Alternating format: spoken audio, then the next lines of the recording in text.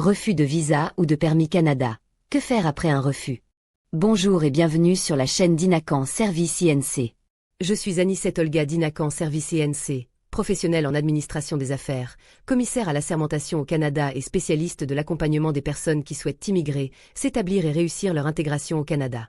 Chez Inacan, nous avons développé la méthode Inacan, une approche structurée qui vous aide à comprendre votre projet, éviter les erreurs et prendre des décisions éclairées. Si vous préparez votre avenir au Canada, vous êtes au bon endroit. Commençons.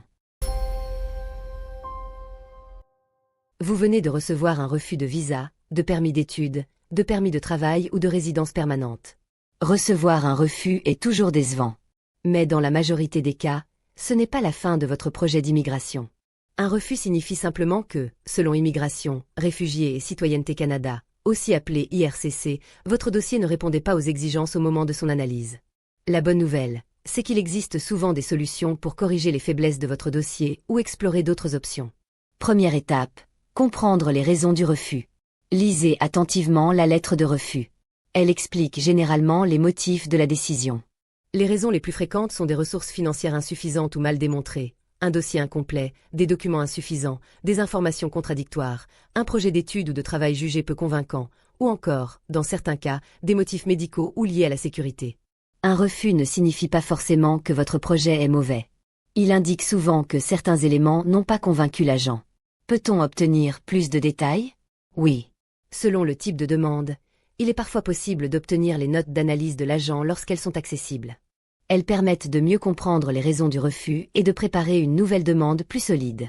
Quelles sont vos options? La première consiste à présenter une nouvelle demande. C'est souvent la meilleure solution, mais ne renvoyez jamais exactement le même dossier. Corrigez les faiblesses relevées et ajoutez de nouveaux éléments de preuve. La deuxième option est de demander un réexamen administratif lorsqu'il est prévu. Cette possibilité dépend du type de demande et ne s'applique pas à toutes les situations. La troisième option est le recours devant la Cour fédérale lorsqu'une erreur de droit ou de procédure est soupçonnée. Cette démarche est complexe et nécessite généralement l'accompagnement d'un avocat en immigration. Elle ne garantit pas l'obtention d'un visa, mais peut conduire à un nouvel examen du dossier. Enfin, certains programmes, notamment dans certaines catégories de parrainage familial, prévoient des recours particuliers. Les procédures varient selon le dossier. Comment préparer une nouvelle demande? Commencez par corriger chaque motif de refus. Si les preuves financières étaient insuffisantes, fournissez des documents plus complets. Si votre projet manquait de clarté, expliquez-le davantage. Si certains documents étaient absents, ajoutez-les. Joignez ensuite une lettre explicative claire et professionnelle répondant aux observations de l'agent. Évitez les critiques et concentrez-vous sur les nouveaux éléments que vous apportez.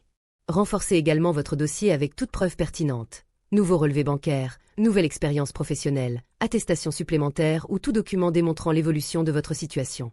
Avant de déposer une nouvelle demande, faites relire votre dossier par un professionnel qualifié. Un regard extérieur permet souvent de détecter des faiblesses passées inaperçues.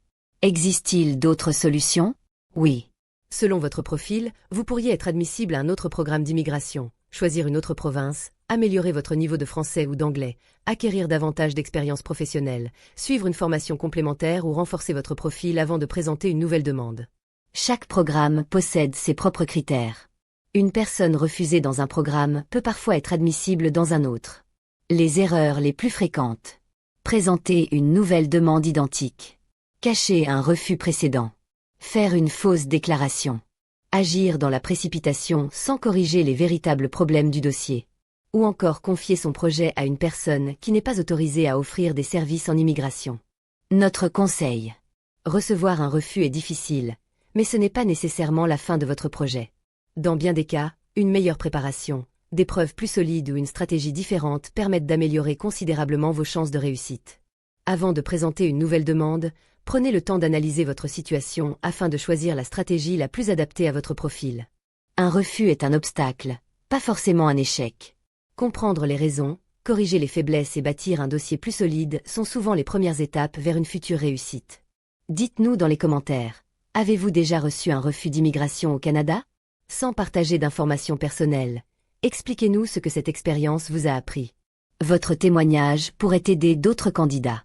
Si cette vidéo vous a été utile, partagez-la avec une personne qui traverse cette situation et abonnez-vous à notre chaîne pour recevoir chaque semaine des conseils fiables sur l'immigration et l'intégration au Canada.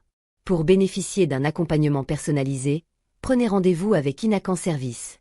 Inacan Service. Votre avenir canadien commence ici.